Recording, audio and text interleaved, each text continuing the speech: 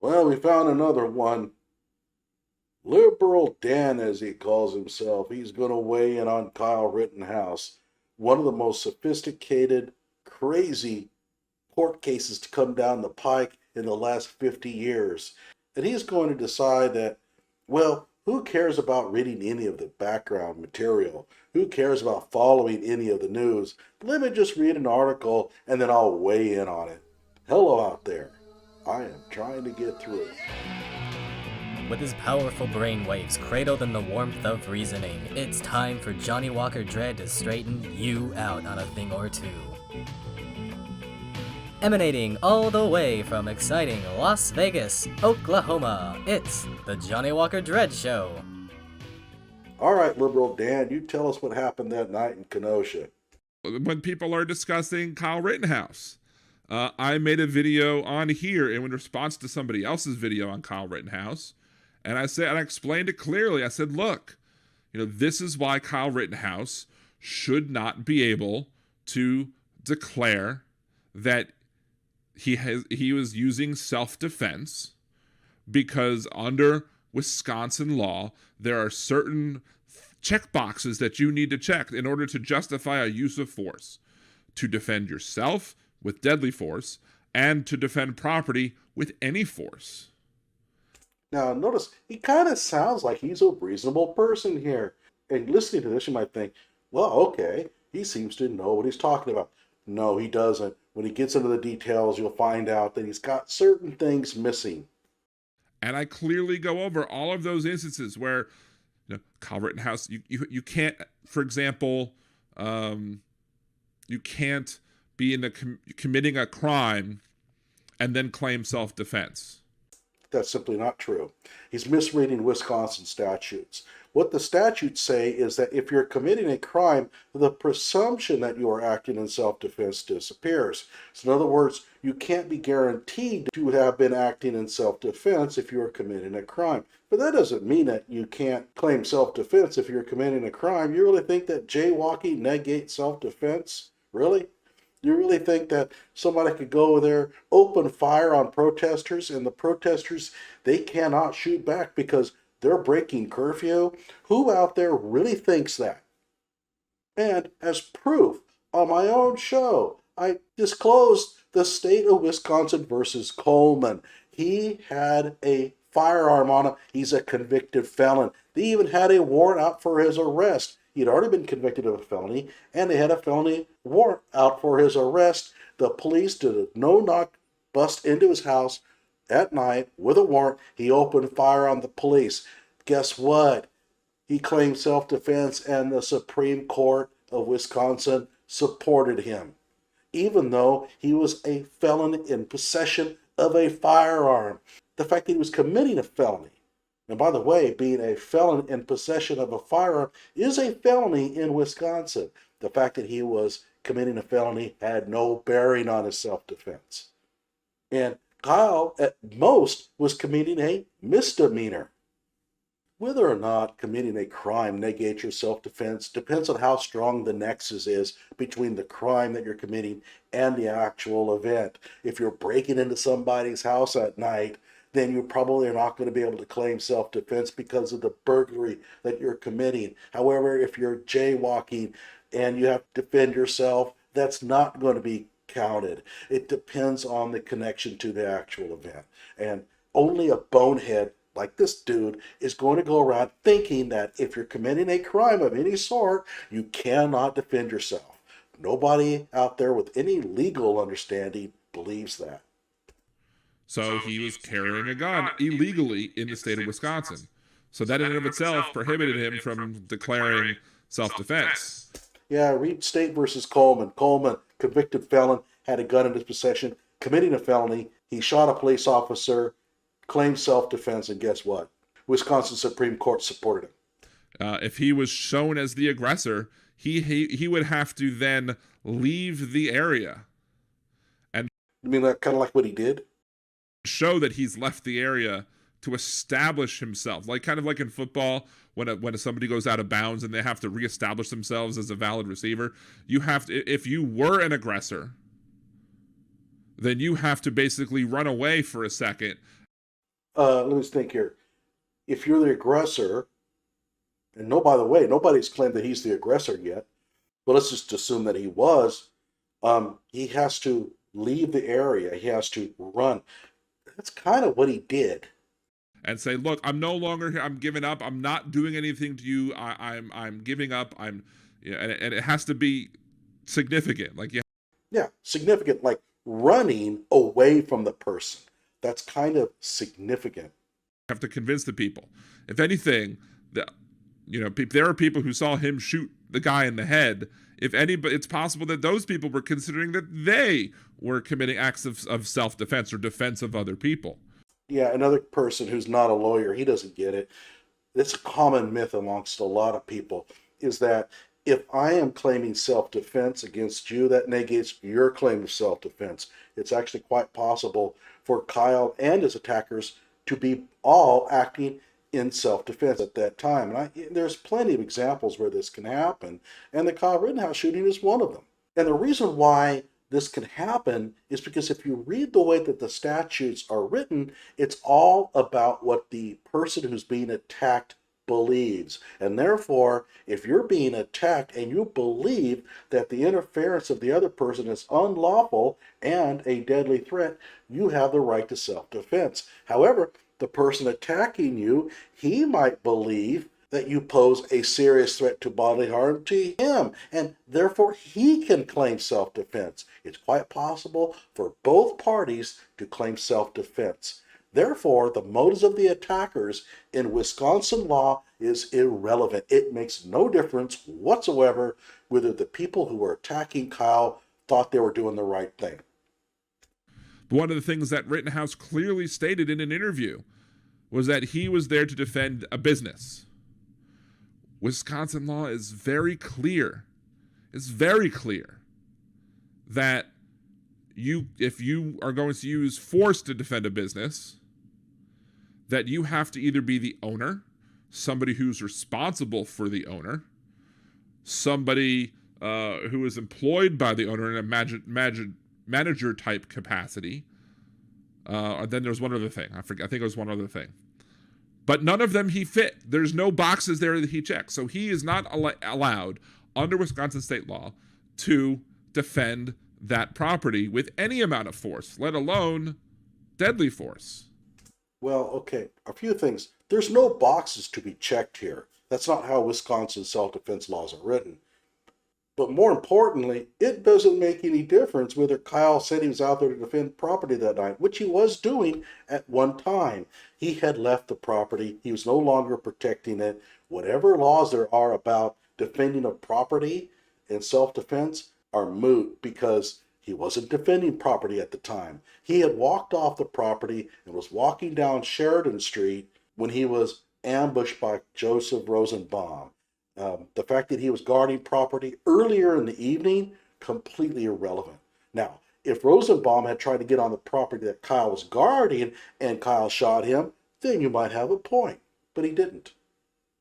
Kyle was nowhere near the property he was earlier guarding.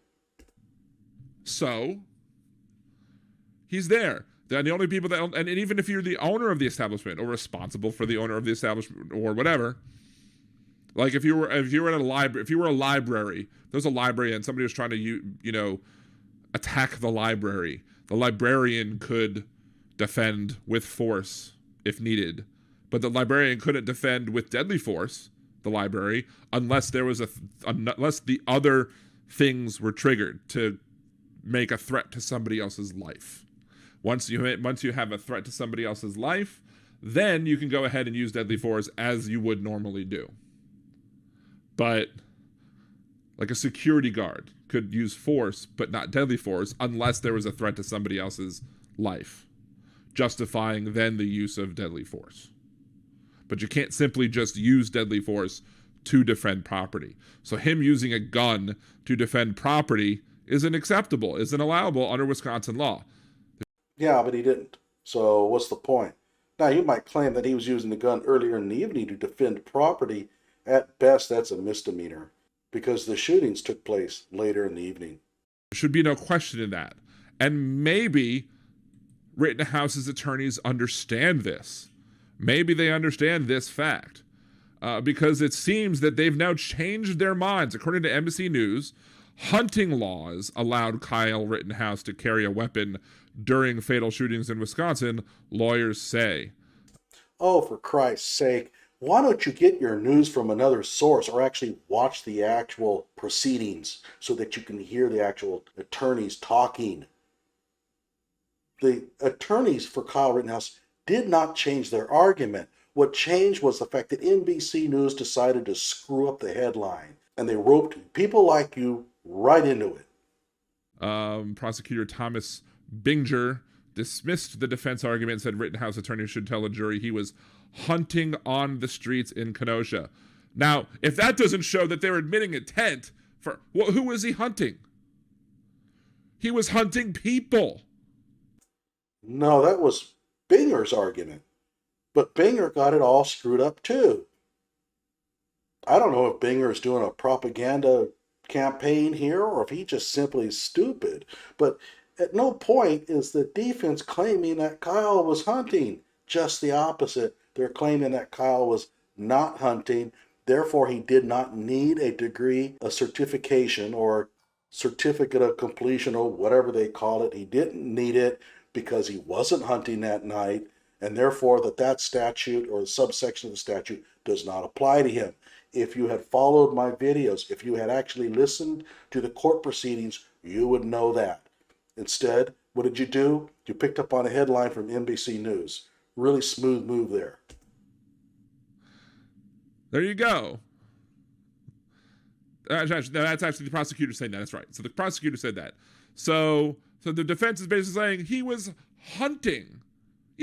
Oh, the defense is not saying that. Yeah, he was hunting. He was looking who was he hunting?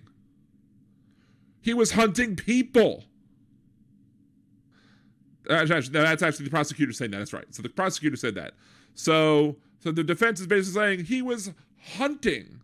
Yeah, he was hunting. He was looking for a reason to shoot people. Supposedly, allegedly, according to the lawsuit, that he was there under no good. According to the lawsuit, no, the defense is not saying that. Attorneys for Kyle Rittenhouse, who was charged with fatally shooting 2 people during a protest in Wisconsin, argued hunting laws allowed the teenager to carry the assault weapon during the shootings. Wisconsin law prohibits anybody under 18 from being armed. However, Rittenhouse attorneys argued state laws only forbid minors from carrying short-barreled rifles and shotguns. The other prohibitions pertaining to children fall under hunting laws, which say children under 12 can't hunt with guns. Rittenhouse lawyer said during an interview. So basically, this is children under 12 can't hunt with guns. So if you're 12 years old to 17 years old, you can hunt with guns. Okay, I can't actually blame him for everything here because the responsibility for this lies with NBC News. They just simply did not report this correctly. And I don't know if maybe they had a hard time hearing what was taking place, or they just got so confused by the complexity of these laws that they just kind of threw up their hands and pushed something out the window. I mean, they have to get a news item out there, and they had to rush it. But whatever the case, what they actually stated is not accurate. They bungled it completely, and they suckered people like this in. And that other cyber demon lady, she's even worse than he is. Watch my other video on that one, by the way. She completely screws it up.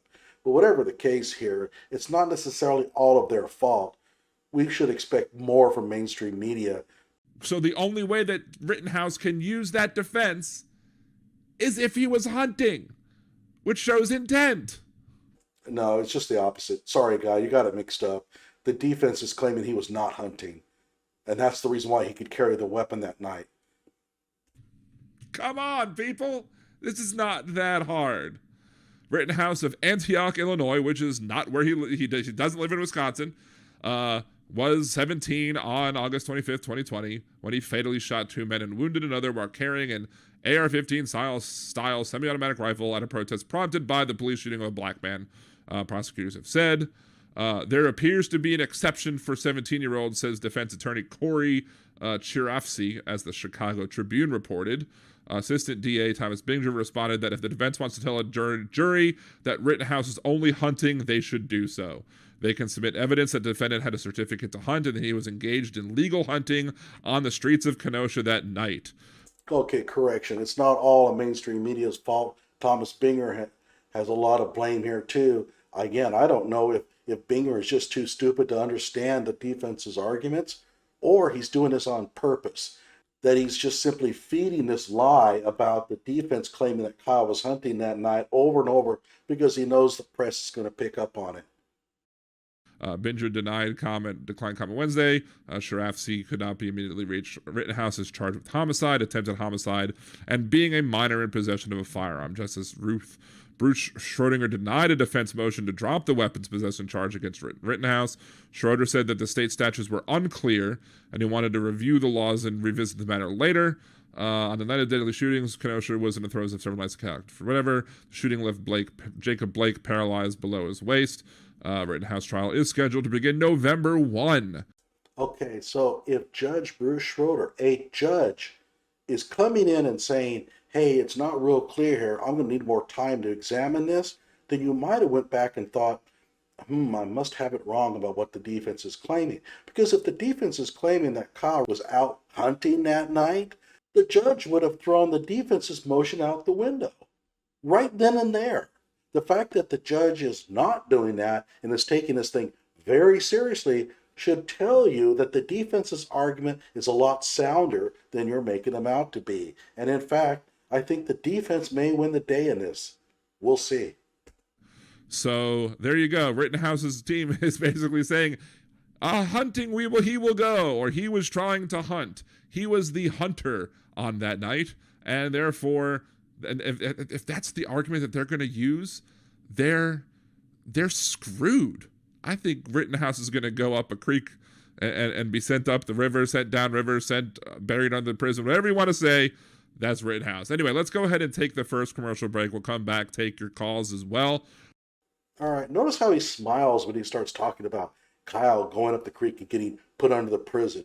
You see what I'm talking about? He wants Kyle convicted. He doesn't care if Kyle's guilty or not. This is going to be a political victory.